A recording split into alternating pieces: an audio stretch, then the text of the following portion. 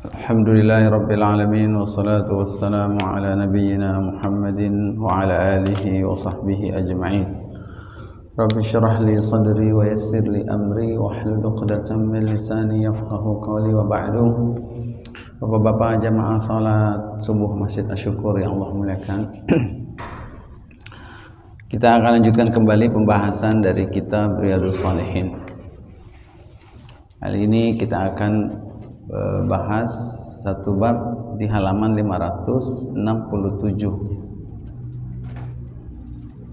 ya, halaman 567, yaitu bab tentang hukum memakan bawang ya, bawang merah, bawang putih, bawang bombay dan yang sejenisnya. Kita makan jengkol, makan pete ya, terus mau masuk ke masjid, apa hukumnya? Jadi para jemaah sekalian, ini Al-Imam An-Nawawi menyebutnya dengan babun fi nahyi man akala thawman au basalan au kurrathan au ghairahu mimma lahu raihatun karihatun an dukhulil masjidi qabla zawali raihatihi illa li daruratin. Bab tentang larangan orang yang makan thawman. Thawm itu artinya pakai tha ya, yaitu bawang thawm itu bawang putih ya. Au basalan, atau basal itu bawang merah atau bawang bombay, basalan. Au kurrathan, atau kurrathan itu adalah bawang yang masih muda ya. Kurrathan itu bawang apa? Bawang bahasanya kita tuh. Kalau masih dalam bentuk daun bawang tuh namanya, ada sejenis bawang lain namanya apa Pak?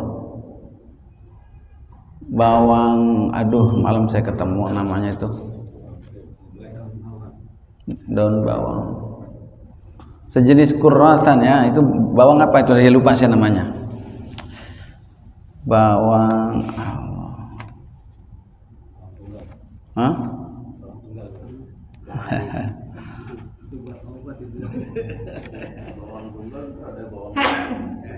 Ya, daun bawang lah, atau yang sejenisnya. Mimma lahu raihah, yang dia itu memiliki raihah. Raihah itu bau, karihah yang enggak bagus, bau yang dibenci, bau yang enggak enak ya. Andukhulil, contohnya apa Pak? Selain itu jengkol, pete ya. Nah, menarik di sini kenapa yang disebut bawang?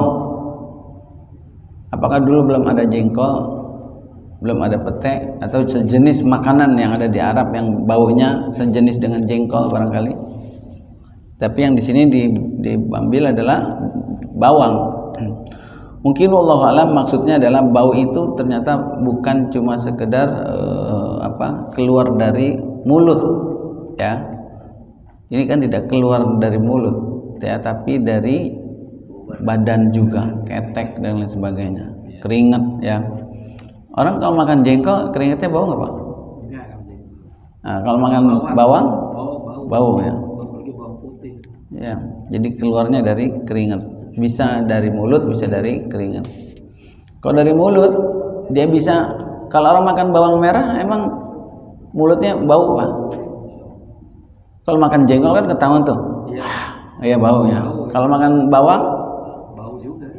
Enggak, mulutnya bau juga. Bau juga. Kalau bawang putih, kalau bawang merah enggak. Oh. Bawang putih bau. Kalau keluarnya dari mulut, kita lagi Allahu Akbar, napasnya agak tahan dikit kan, kanan kiri nggak kena ya. Tapi kalau bau badan nggak bisa kita kecilin volumenya ya kan. Kalau mulut bisa kita kecilin. Apalagi sujud, wah mentok ke karpet ya kan, anginnya itu napasnya nyebarnya ke samping kan, ser. Yang di samping mantap ini baunya. Tapi kita bisa tahan, lagi sujud itu kita supaya aroma anginnya itu enggak menyebar ke kanan ke kiri. Tapi kalau bau badan susah ya. Maka di sini lebih ditekankannya adalah bawang merah, bawang putih dan sejenisnya. Yaitu ketika dilarangnya kapan? Dukhulil masjid, yaitu ketika mau masuk masjid. Kalau lagi giliran nggak masuk masjid, boleh nggak? Boleh ya. Qabla zawali raihatihi, ya, sebelum hilang baunya itu. Artinya maksudnya harus dihilangkan dulu baunya. Ya, kalau bau mulut pakai apa? Minum makan permen ya, atau gosok gigi. Kalau bau badan ya mandi, pakai tawas dan lain sebagainya. Kecuali boleh banget lillali daruratin, kecuali untuk darurat. Apa itu darurat? Ya, buat obat boleh. Emang ada obatnya pakai bawang ya? Banyak. Atau dia imamnya. Kalau dia nggak keluar ke masjid, nggak ada yang jadi imam. Nah, ini sebenarnya perhatian juga buat para pencinta jengkol ya. Pete kan itu kan ada yang bilang makanan surga itu. Waduh, makan kalau nggak pakai pete sama jengkol nggak serasa belum makan. Nah, perhatikan buat mereka para pencinta jengkol, bil khusus ketika mau masuk masjid.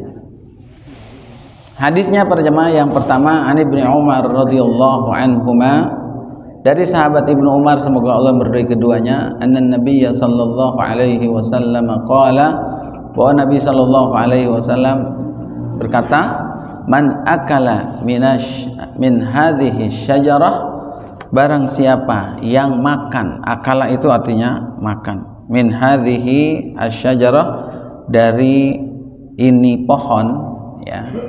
Jadi Nabi yang pertama, hadis yang pertama ini membahasakannya adalah dengan pohon. Nah, itu ada dikasih penjelasan, yakni yang dimaksud karena asyajarah di situ pakai ma'rifah, isim ma'rifah, maka yang dimaksud asyajarah itu adalah athum ya, athum, yakni bawang putih ya. Larangannya adalah fala yaqrabanna masjidana, maka jangan dia mendekati masjid kami, kata Rasul. Hadisnya sahih muttafaqun alaih. Jadi ada di sini para jamaah ancamannya yang pertama, jangan mendekati masjid kami. Itu mirip siapa yang bisa punya kemampuan buat berkurban tapi dia tidak mau berkurban, maka jangan dekat-dekat masjid kami. Mirip ya larangannya. Tapi ini adalah larangannya yang makan makanan atau yang berbau ya, athum. Nah, ini para jamaah, tentu kita bertanya, apa alasannya kenapa tidak boleh mendekati masjid kami? Kalau dalam hadis ini masih umum yang pertama ya, siapa yang makan pohon ini jangan dekati masjid kami. Itu nggak disebutin apa alasannya. Tapi kira-kira para sahabat dulu begitu dengar hadis ini paham nggak? Apa alasannya kenapa mereka yang makan athum ini nggak boleh dekat masjid? Tidak disebutkan karena memang udah ma'ruf ya, sudah dikenal itu bau, jenis makanan itu bau. Jadi tidak boleh masuknya itu karena lantaran bau gitu ya. Ini baru ketemu Pak. Kurras itu bakung. Bakung itu apa? Bakung itu daun bakung. Ada daun bakung, pernah dengar dulu ya? Bawang juga ya? Bakung. Nah, itu kurras ya. Nah, artinya di dalam hadis yang pertama ini para sahabat sudah tahu maknanya kenapa dilarang mendekati masjid. Dan bahasanya aja para jamaah, jangan mendekati masjid, bukan jangan masuk ya. Artinya dekat aja nggak boleh, apalagi masuk gitu. Nah, kira-kira kenapa? Yang tertangkap berikutnya adalah bahwa masjid ini adalah tempat yang harusnya bersih, wangi, jangan diganggu dengan aroma-aroma yang tidak bagus ya. Baik, masjid itu tempat sholat, tempat yang nyaman, tempat orang itu khusyuk ya, dalam beribadah, tenang. Sedangkan bau ini adalah menghilangkan kekhusyuan tersebut. Ya pasti Pak ya, kita lagi sholat tiba-tiba nyium bau kentut, tetap khusyuk nggak? Nah, pasti pikir siapa nih yang kentut nih, bau banget, kurang ajar bener, nggak bisa ditahan, kenapa dilepas di dalam juga ya, apalagi nyiumnya bau ketek. Berarti perkataan-perkataan di dalam benak hati seorang itu muncul, itu otomatis tuh Pak. Kecuali orang yang memang bisa menjaga banget, itu bisa tetap khusyuk ya. Bau sih bau, tapi dia nggak pikirin gitu ya. Yang kedua para jamaah, hadis dari sahabat Anas radhiyallahu anhu qala, dia mengatakan qala Nabi sallallahu alaihi wasallam, Nabi mengatakan man akala min hadhihi syajarati fala yaqrabanna, barang siapa yang memakan pohon ini, yaitu pohon yang tadi bawang, jangan mendekati kami. Kalau tadi jangan mendekati masjid, yang kedua ini jangan mendekati kami, yaitu kaum muslimin maksudnya. Wala yusalliyanna ma'ana, dan jangan sholat bersama kami. Ini maksudnya jangan sholat bersama kami, sholat berjamaah ya. Bukan berarti nggak boleh sholat ya, tapi jangan sholat bersama kami. Berarti dia harus ke masjid mungkin nunggu selesai sholat dia baru datang ya, jangan mengganggu yang lain. Muttafaqun alaih, hadisnya pun sahih pada jamaah, disepakati oleh Al-Imam Bukhari dan Al-Imam Muslim. Jadi mendekati masjid tidak boleh, mendekati kaum muslimin pun tidak boleh. Dan hadis yang ketiga para jemaah, an Jabir radhiyallahu anhu qala, nanti kita gabungkan. Qala Nabi sallallahu alaihi wasallam, Nabi sallallahu alaihi wasallam mengatakan man akala thuman au basalan. Nah, ini lebih dirinci lagi para jemaah. Barang siapa yang makan thuman au basalan, barang siapa yang makan bawang merah, bawang putih, falyatazilna, maka hendaknya dia i'tizal itu ini dari kalimat mu'tazilah, ini berpencarlah, berpisahlah dari kami ya, suruh jauh-jauh maksudnya, jangan dari kami, jangan masuk bagian dalam kelompok kami. Bukan berarti disuruh jadi mu'tazilah, bukan ya, fa'tazilna, jadilah orang mu'tazilah, bukan. Maksudnya adalah sana jauh-jauh dari kami. Au falyatazal masjidana, atau silakan berpisah dari masjid kami. Ya, ini tentunya maksudnya adalah selama ada baunya tersebut ya, bukannya berarti makannya 2 hari yang lalu sampai hari kedua, hari ketiga nggak masuk ke masjid ya. Jadi selama masih ada baunya, itu para jemaah. Jadi ada saling melengkapi. Hadis yang ketiga ini penekanannya adalah suruh falyatazil, suruh berpisah.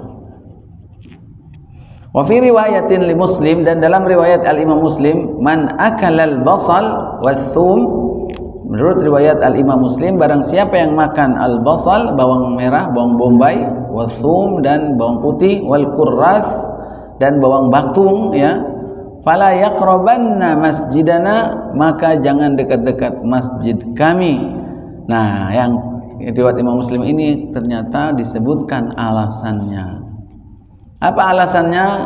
Fa innal malaikata tata'adza mimma yata'adza minhu banu Adam. Karena sesungguhnya malaikat itu tata'adza. Apa itu arti tata'adza? Kalau adza yu'dhi, menyakiti. Kalau tata'azza itu artinya terganggu. Menyakiti itu terganggu, berbeda dengan terganggu. Kalau menyakiti jelas sengaja orang kita isengin ya. Tapi kalau tata'azza itu secara otomatis dia terganggu ya. Sakit juga sih, cuma lebih secara otomatis ya, terjadi dengan sendirinya. Bisa jadi tidak ada kesengajaan dari pelakunya. Nah, malaikat itu merasa terganggu disebabkan karena apa-apa yang menjadi anak-anak Bani Adam ini terganggu. Nah, di sini menarik para jamaah, ada kalimat malaikat terganggu. Malaikat terganggu. memangnya bukannya malaikat itu? Ya, kalau bahasa kitanya terganggu itu bahasa Indonesia mungkin malaikat hebat kok, masa terganggu dengan perbuatan manusia. Terus ya, apa itu penjelasannya? Itu nomor 1 para jamaah di bawah. Al-Imam Syekh Muhammad Ali As-Sabuni mengatakan, man akala al-basala wal-thuma wal-kurratha fala yaqrabanna masjidana. Maksudnya adalah, penjelasannya kata beliau, la yadkhulul masjida wa la yusalli ma'al jamaah. Yani jangan masuk ke masjid dan sholat berjamaah, itu maksudnya. Kenapa? Li'anna dzalika yu'dzil muslimin bi raihatihil kariha.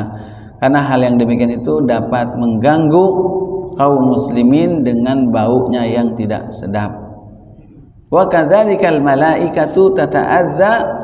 Begitu juga dengan malaikat, mereka pun merasa terganggu mimma yuta'adza minhu banu Adam, dengan sesuatu yang mengganggu manusia.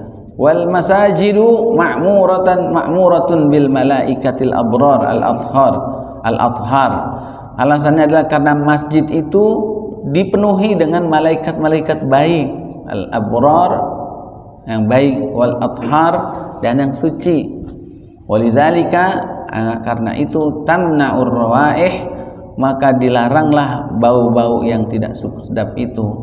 Bau yang tidak sedap itu bisa menghambat hadirnya malaikat. Ya. Jadi malaikat kebauan ya. Dengan apa yang menjadi manusia kebauan. Malaikat nggak makan, malaikat nggak minum, tapi kebauan. Maksudnya adalah tidak suka dengan perkara yang kotor, yang bau, yang jelek. Ya, itu tidak usah heran kenapa malaikat itu terganggu. Bukankah malaikat itu makhluk Allah yang kuat, kok bisa terganggu dengan perkara bau sedikit? Karena mereka itu adalah terbiasa dengan hal yang bersih. Ya, terganggu maksudnya adalah itu menyebabkan ada halangan antara malaikat dengan kita. Tapi bukankah berarti begini para jemaah? Berarti Ustadz, kalau orang yang badannya bau, apa ada malaikat yang mendampingi dia enggak? Malaikatnya kebawaan jadinya. Ini maknanya bukan berarti malaikat yang mendampingi manusia, mencatat amal manusia itu bukan berarti dia tidak menjalankan tugasnya. Malaikat tetap bisa menjalankan tugasnya, mencatat apa yang dilakukan oleh orang tersebut, tetapi meskipun dengan ya berbedalah dengan orang yang tidak bau, ya. Tetap dia menjalankan tugasnya dari Allah Subhanahu wa taala. Ya. Karena mereka disifati la ya'sunallaha ma amarahum wa yaf'aluna ma yu'marun. Malaikat tidak pernah bermaksiat, selalu melakukan apa yang diperintahkan kepada mereka. Nah, jadi para jamaah ini bukan dibilang, "Oh, kenapa ente doyan bawang? Biar nggak dicatat amalan aneh sama malaikat." Salah dia, ya. Tetap malaikat mencatatnya. Terus kemudian apakah semua malaikat terganggu dengan baunya atau malaikat-malaikat tertentu saja? Ya tentu yang maksudnya adalah yang punya hajat dengan orang yang bersangkutan. Kalau malaikat yang mengurus angin, mengurus hujan, memikul arash, itu tidak terganggu karena jauh. Tapi yang dekat dengan manusia atau punya hajat ingin mencatat amalnya dan lain sebagainya, itu yang terganggu para jamaah. Nah, ini para jamaah, jadi hati-hati terhadap orang yang suka makan bawang, makan jengkol, makan petai. Nah, ini ada batas-batasnya. Bagaimana kalau dia mau ke masjid, jangan makan dulu, gitu ya. Bukan berarti nggak boleh makan petai, ya, atau jengkol, tapi dibatasi. Lalu kemudian muncul lagi pertanyaan para jemaah, apakah bisa disetarakan dengan bersin flu? Orang yang bersin, orang yang flu kan mengganggu juga, melarang menularkan dengan orang yang sampingnya. Apakah ini setara juga dengan hadis ini atau tidak? Bisa disetarakan atau tidak? Kalau dilihat dari segi mengganggunya, orang yang bersin itu masuk ya, mengganggu orang yang di sampingnya. Tapi kalau dilihat dari sebab ininya, mengganggunya bukan karena baunya, tapi karena menular penyakitnya. Atau dilihat dari asalnya. Kalau bersin orang, bukan bersin ya, flu ya. Flu itu adalah dia sakit ditimpa oleh penyakit oleh Allah, dapat takdirnya. Itu kadang bukan karena pilihan dia. Tiba-tiba dia nggak makan es tapi ketularan sama orang, sakitlah dia. Tapi kalau makan jengkol, makan bawang itu kan berdasarkan pilihan dia. Ya, dia yang memilihnya. Mungkin dari segi dari segi mengganggu orang lain iya, tapi dilihat dari segi sebabnya dia lebih ringan. Tapi boleh nggak dia berjamaah datang ke masjid? Karena bersin itu bukannya termasuk yang dibenci oleh malaikat. Jadi boleh-boleh saja selama mungkin dia bisa pakai masker dan lain sebagainya, kecuali memang sudah sampai tingkatan yang parah. Itu jadi para jamaah, sebabnya kenapa dilarang masuk ke masjid ternyata bukan cuma mengganggu manusia tapi juga malaikat. Jadi sebab saja kalau umpamanya bersin kita tutup, manusia enggak terganggu karena kita tutup ya, atau pakai dulu distancing jaga jarak umpamanya, manusia nggak bisa aman, tapi malaikat nggak benci ya kan, terganggu manusia saja tapi malaikat nggak benci sama orang yang bangkis flu. Tapi kalau baunya karena jengkol, bau petek, bau bawang, itu bukan cuma manusia doang yang tidak suka, malaikat juga ya. Meskipun pakai distancing ya, makan jengkol sholatnya jadi misah, itu merusak hukum sholat berjamaah, menjauh. Di samping itu manusia tidak terganggu sama dia, tapi malaikat juga tidak suka dengan hal itu. Maka ini bedanya. Apa yang terjadi Pak Ustaz kalau dia mempertahankan duduk dengan kondisi bau-bawang? Ya, hukumnya ya tentu dia kehilangan banyak kebaikan.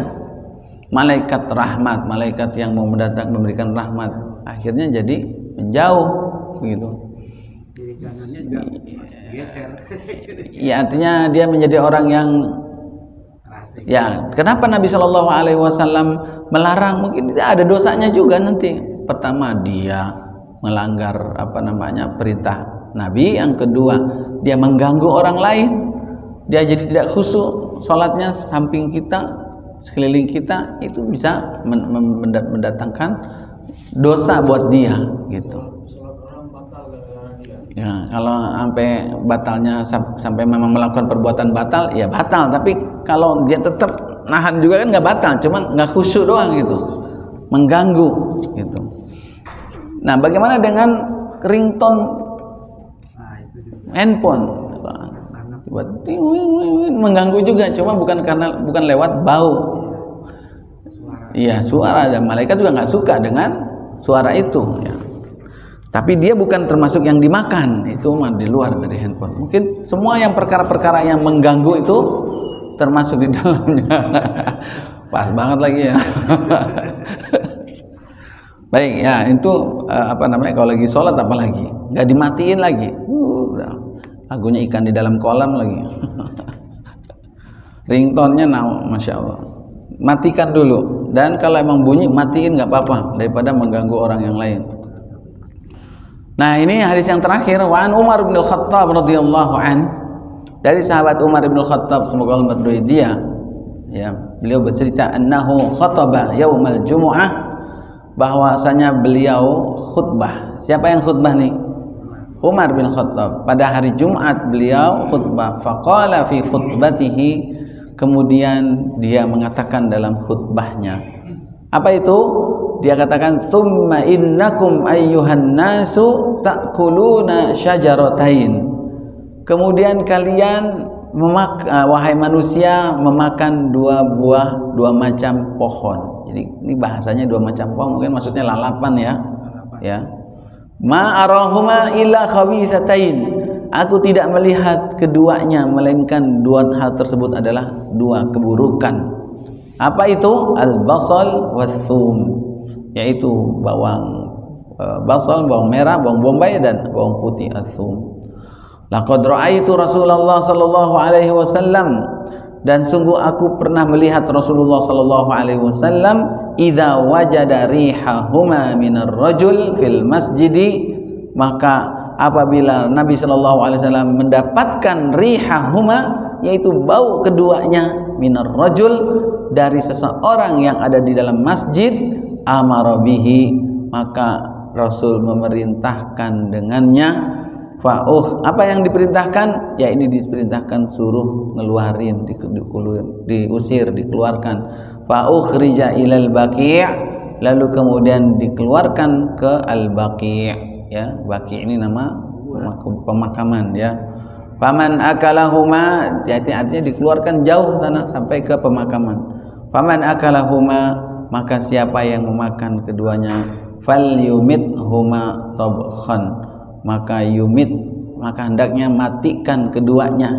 Maksudnya bukan orang yang dimatikan, ya, ini matikan baunya tersebut, tabkhan, ya, ini dengan cara dimasak atau dimatangkan.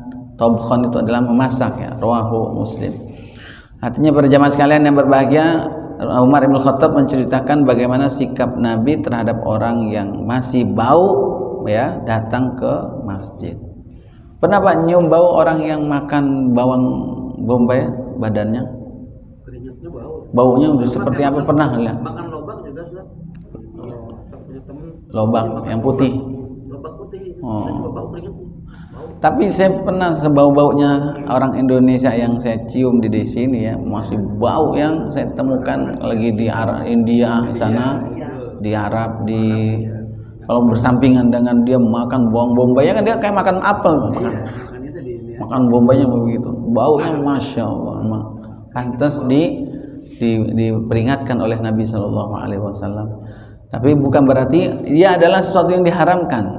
Ini hanya dibatasi, jangan sampai kesukaan kita terhadap makanan tertentu mendatangkan gangguan buat orang lain. Jadi hilangkan baunya. Bisa nggak Pak? Masak jengkol tapi nggak bau? Bisa. Diapain? Masak doang, nggak dimakan ya kagak bau, ya kan? Kan saya tanya, bisa nggak masak jengkol kagak bau? Bisa, makan doang. Air beras dulu kalau orang Betawi. Oh, ada caranya kan? Nggak ada Ya. baunya sama sekali. Tapi kalau jengkol, tapi kalau bawang? Ya bawang ya nggak mungkin. Nah, ini para jamaah barangkali yang menjadi perhatian termasuk adab terhadap masjid.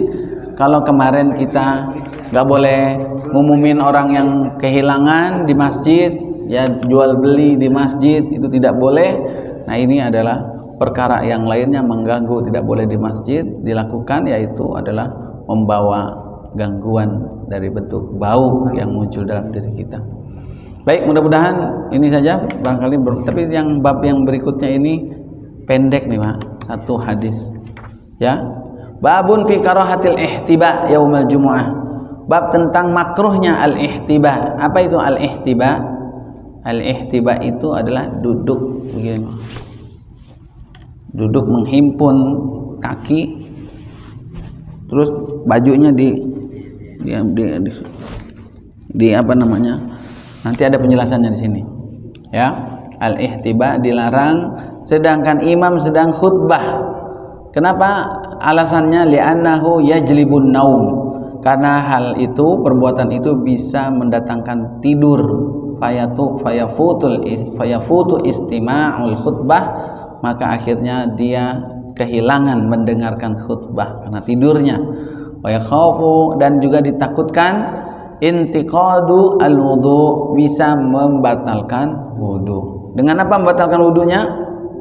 Tidurnya tersebut dan keluarnya sesuatu dari dua jalan tanpa dia ketahui gara-gara tidur tersebut. Hadisnya cuma satu para jamaah dan pendek. An Mu'adz bin Anas al-Juhani radhiyallahu an, dari sahabat Mu'adz bin Anas al-Juhani, semoga Allah meridhai dia, anna Nabiy sallallahu alaihi wasallam, bahwa Nabi sallallahu alaihi wasallam naha anil habwa.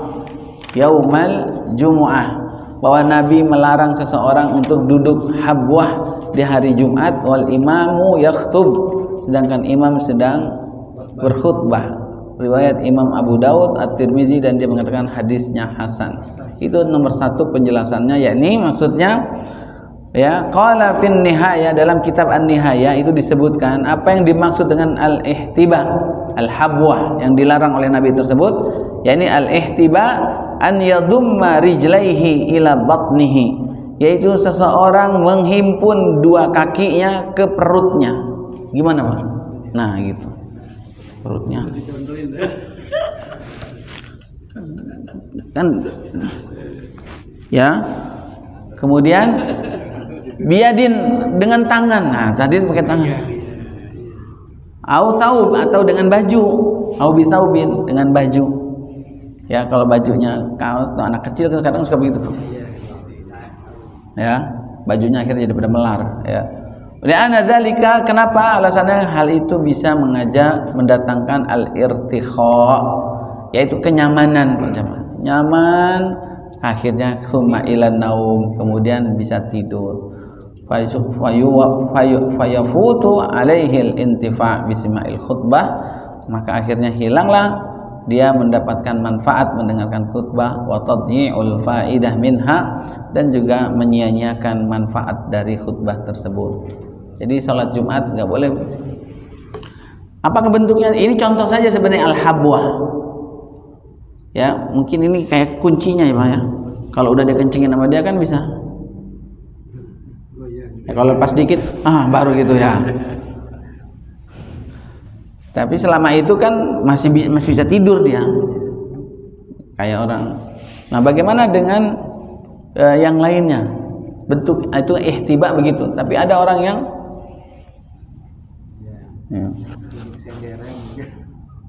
ini udah nyaman banget, kayak apa namanya ya, atau udah duduk apapun sebenarnya yang bisa mendatangkan rasa nyaman dan kemudian membuat ngantuk dan hilang kesempatan mendengarkan khutbah, itu dilarang oleh Nabi Shallallahu Alaihi Wasallam. Ini juga berarti kan larangan sesuatu yang sebenarnya awalnya boleh tapi dilarang karena ada sebab. Sama juga makan bawang, makan jengkol, itu sebenarnya awalnya boleh saja, tapi dia dilarang datang ke masjid karena ada sebab. Duduk begini, duduk juga bagaimana aja gak boleh, tapi kalau dia mendatangkan mendatangkan sesuatu yang kehilangan kebaikan, itu jadi dilarang oleh Nabi Shallallahu Alaihi Wasallam. Kalau senderan gimana? Dengerin khutbah senderan tiang. Sama, itu nyaman. Bukan situ. Iya.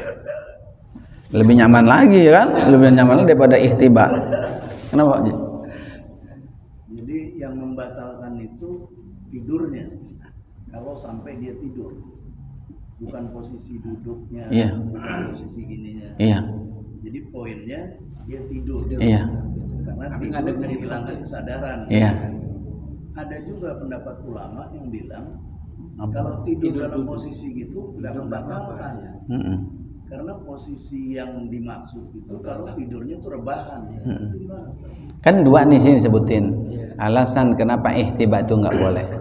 Satu itu dia tidur yang pertama menghilangkan manfaat khutbah, itu oke lah ya, mendatangkan khutbah.